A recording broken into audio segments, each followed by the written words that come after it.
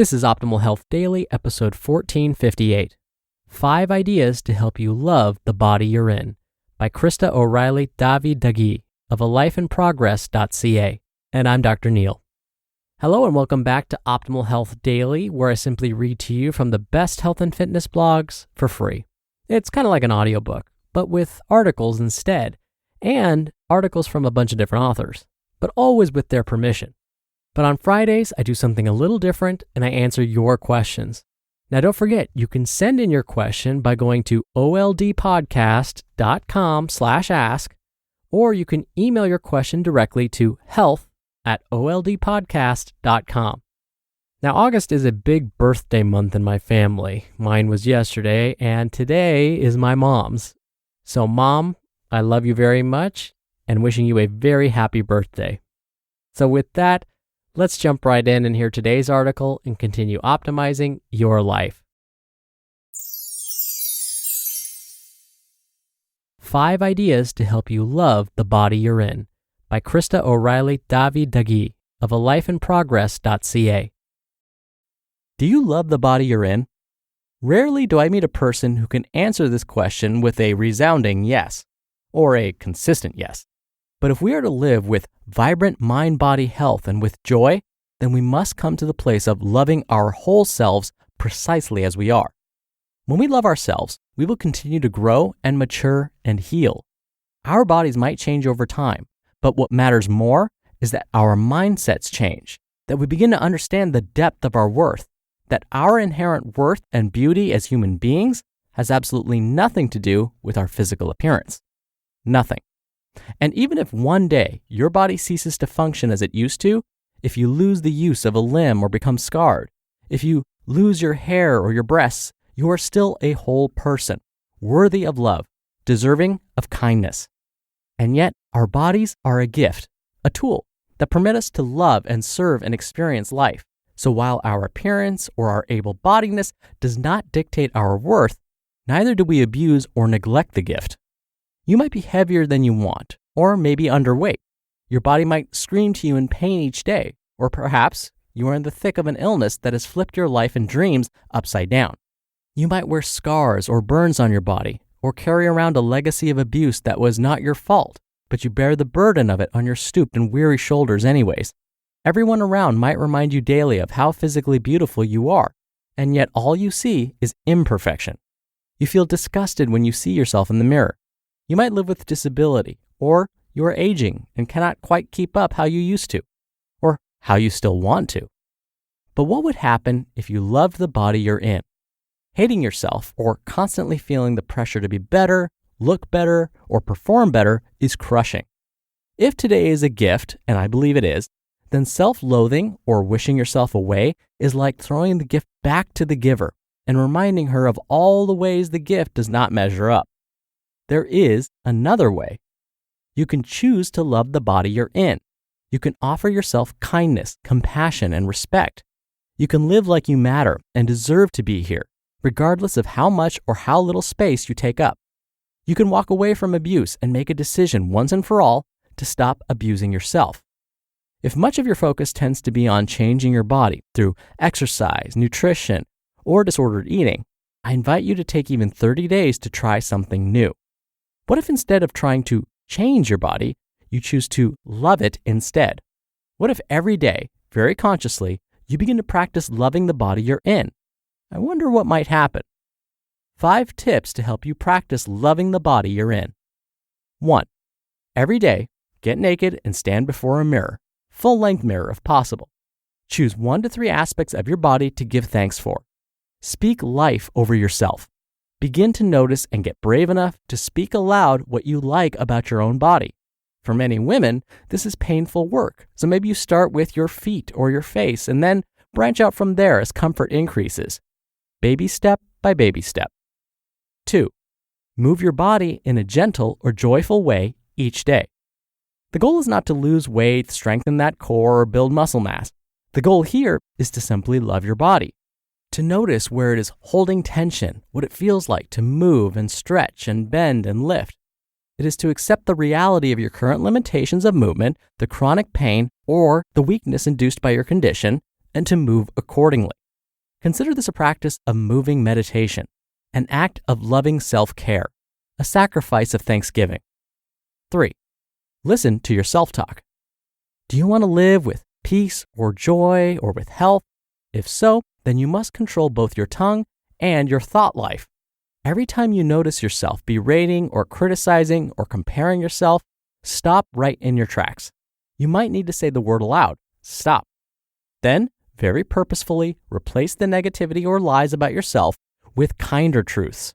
Speak 3 things about yourself that you like, that you are proud of, or that you have done well so far today. Use a notebook or even your phone notes app if you have trouble calming your anxious thoughts so that you can choose differently. This gets easier with practice. 4. Do one kind thing for your body each day that reminds you that you matter. Take a bath, crawl into bed early, buy yourself some new tea to snuggle up with each evening. Take a few extra minutes for a sugar scrub. Apply lotion to your neglected feet. Paint your nails if it makes you happy. Let your significant other rub your back for you. Save money for a regular massage or some calming essential oils. Let go of all those self-improvement goals that make you feel like such a failure and shift your focus to simply loving your body well each day. And 5, feed yourself vibrant, real foods that help you feel amazing. Again, the goal is not to improve your body. The goal is to simply love the body you're in. Perhaps the body you're in feels tired and achy, so you decide to buy a glass water bottle and drink more water each day. Your body might often feel bloated and constipated, so you decide to make a gorgeous, colorful salad for lunch each day with quality fats and protein to replace the burger and fries that are not serving you well. You might feel cold all the time, your skin dry or rashy, so you look for ways to include more soothing fats and warming spices to your menu. Learn to nourish yourself well in your kitchen. You might think to yourself that you're already careful about eating and moving your body, but I ask you to be honest about your motivation. Are you making decisions because you disapprove of your body and are trying to make it better, smaller, or more acceptable in some way? Or are all your decisions and habits stemming from a place of honoring yourself and treating yourself with dignity and respect? Is the foundation loving the body you're in? Go ahead and give this a try. Commit a minimum of 30 days to this shift of perspective and see what happens. As a holistic nutrition and joyful living educator, and as a person who's experienced chronic pain, mobility issues, disordered eating, and body shame, I can support you in this process or point you toward a colleague who would be an ideal fit for your needs. You just listened to the post titled 5 Ideas to Help You Love the Body You're In by Krista O'Reilly-Dagi of alifeinprogress.ca. Now, do you get stressed out when planning a vacation? Like where to go, what to do, or where to stay? I've definitely needed some extra help choosing the perfect spot for my next family getaway, and that's why Apple Vacations is so great. They're known as America's favorite vacation company for good reason. Just think of them as your one-stop shop for that next level summer vacation. Apple Vacations will help you plan your entire getaway with confidence from start to finish. We're talking personalized service, exceptional values, and so much more. Plus, you can choose the most gorgeous destinations like Mexico, the Caribbean, Central America, Hawaii, and the continental US. Each all-inclusive Apple Vacations package includes round-trip airfare, hotel accommodations, meals, drinks, entertainment, and tips. Non-stop transfers are also included at no additional cost at select hotels, so the entire vacation is as seamless as possible. For a limited time, you can use promo code SAND75 and take $75 off your stay at Live Aqua in Cancun or Punta Cana.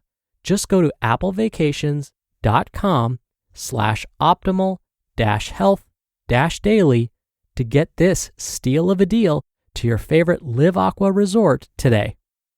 Dr. Neil here for my commentary. Now, I want to be sure I'm clear here, and I would imagine today's author would agree with me. We're not saying to toss out any kind of exercise routine that you've got going on in order to do some of these things. So, for example, when we think about tip number 4, do one kind thing for your body each day that reminds you that you matter. And she talks about caring for yourself and maybe not worrying so much about doing that specific stretching routine, but just care for your body in other ways. We're not saying that now you should just get rid of your stretching and flexibility routine and stop working out.